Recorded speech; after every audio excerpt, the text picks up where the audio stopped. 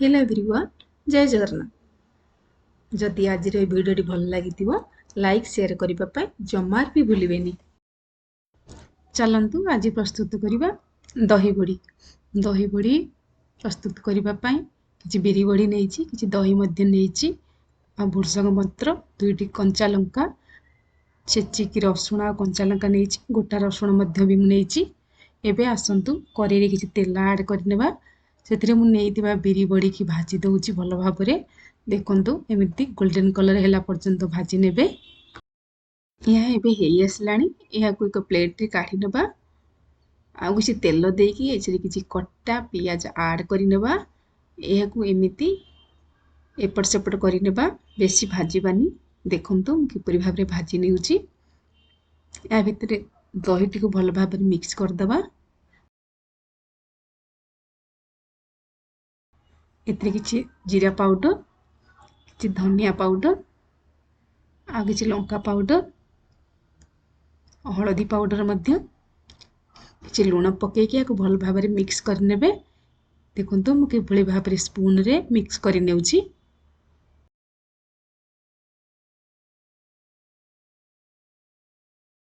भजा होइतिबा बेरी बड़ी एथिरे ऐड करिकिरी 10 मिनिट पर्यंत छाड़ी देबे।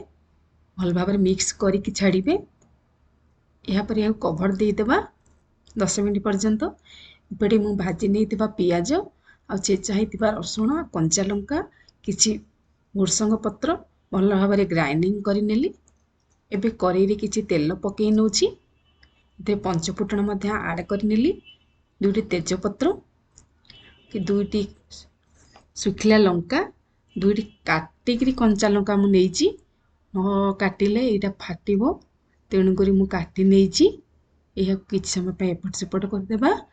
यह आसला बेले देखंतु एबे हेई आसलानी।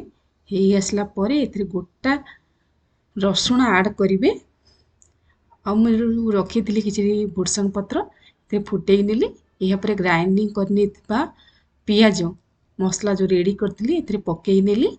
यह को एमिति 1 ରୁ 2 मिनिट भल भाव घांटी देबे। एपट सेपट करिनेबे तापर एथिरे किछि लूण आ हळदी पकेई देबे। एमिति एपट सेपट करिनेबे। देखंतु मु किभଳି भाव करिनेली। देखंतु यह हेई आसलानी बढ़िया हेई आसलानी। बे आगुरु रेडी करथिबा बिरी बड़ी एते पकेई नेबा। बाउल रे किछि पानी देकी भल भाव पिछुळेकी एते पानी पकेई नेली। याको भल भाव मिक्स मध्य करि नेउची। देखंतु एहा पर याको कवर दे किछ समय पई छाडी देबा। जदि ये वीडियोटी आपको भल लगी निश्चित सब्सक्राइब करेंगे। जदि फास्ट टाइम आसी एपर्तंत सब्सक्राइब करना प्लीज सब्सक्राइब करने। यार टेस्ट पाई मुझे किसी कस्तूरी मेथी ऐड कली। देखु ऑलमोस्ट तो हे आसलानी। एथिरे भी गरम मसला ऐड करने। गरम मसला पकेले बहुत टेस्ट लगे। सब बेले फ्रेश दही यूज करेंगे। रखि दही जमार भी यूज करेंगे ना। यह बहुत खट्टा लगे जहाँकि खाईपर। ये आइटमटा नान रे एवं रुटी रे खाइले बहुत भल लगी थाए।